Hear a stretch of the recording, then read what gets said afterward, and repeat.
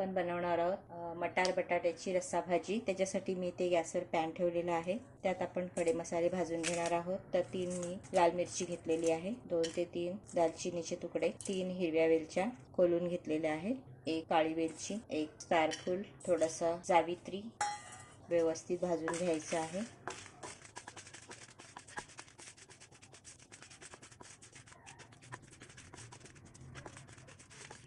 1 minute झालेला आहे। आता आपण त्याच्यामध्ये कांदा भाजून घेणार आहोत। तर इथे मी स्लाइस मध्ये कापलेला आहे कांदा, थोडासा ब्राऊन होईस्तोवर भाजून घेणार आहोत।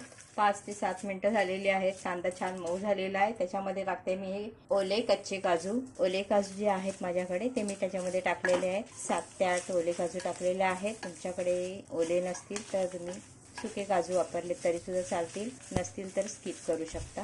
आता मी गॅसची फ्लेम बंद करते आणि हे थंड करून मिक्सर मध्ये वाटून घेते। त्याच्यामध्ये आपण टाकणार आहोत 2 टेबलस्पून तेल। त्यातच आपण हे बटाटे फ्राय करून घेणार आहोत। तर इथे मी अशा पद्धतीने छोटे क्यूब्स मध्ये कापून घेतलेले आहेत 2 मध्यम आकाराचे बटाटे।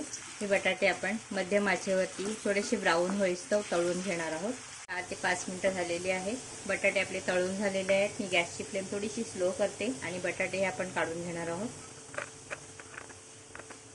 तुम्हाला जर हे तेल जास्त वाटत असेल तर तेल तुम्ही कमी करू शकता। याच्यामध्ये आपण टाकणार आहोत 2 पत्ता, 2 ते 3 लवंगा, 1 टेबलस्पून आलं लसूणची पेस्ट,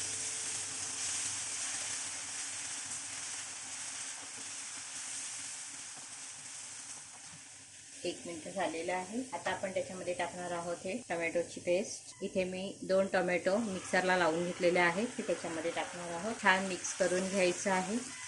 2 ते 3 मिनिटं आपण झाकण ठेवून शिजवून घेणार आहोत मंद आचेवर। 3 मिनिटं झालेली आहेत। पाहूया, टोमॅटो छान शिजलेला आहे। आता आपण त्याच्यामध्ये टाकणार आहोत ती तयार केलेली पेस्ट। कांदा आणि खडे मसाले भाजलेले पेस्ट आपण ह्याच्यामध्ये टाकून घेणार आहोत आणि व्यवस्थित मिक्स करून घेणार आहोत।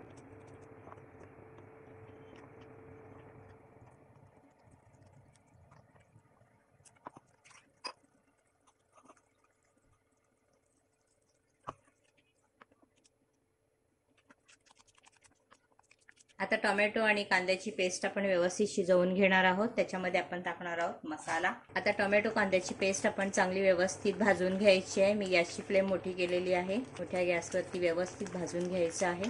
काही सेकंद आपण हे भाजून घेणार आहोत। आता आपण ह्याच्यामध्ये टाकणार आहोत मसाले। इथे मी घेते पाव चमचा हळद, 1 चमचा लाल तिखट, अर्धा चमचा गरम मसाला, अर्धा चमचा धना पावडर, त्यातच मी टाकणार आहे 1 चमचा कश्मीरी लाल मिर्च पावडर, चांगला कलर येण्यासाठी।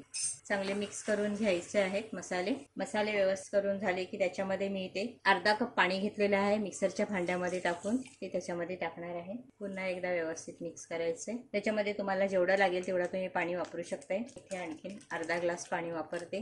आता आपण ह्याच्यामध्ये टाकणार आहोत मटार। तर इथे मी 1 कप मटार घेतलेले आहे। हे कच्चेच मटार आहेत, तुम्ही ते फ्रोझन पण वापरलेत तरी चालेल, किंवा जर तुम्ही शिजवलेले वापरले थोड्या वेळाने वापरा, जास्त शिजवायची आवश्यकता लागत नाही। त्याच्यामध्ये आपण टाकणार आहोत चवीप्रमाणे मीठ। एकदा मिक्स करून घ्यायचं आहे।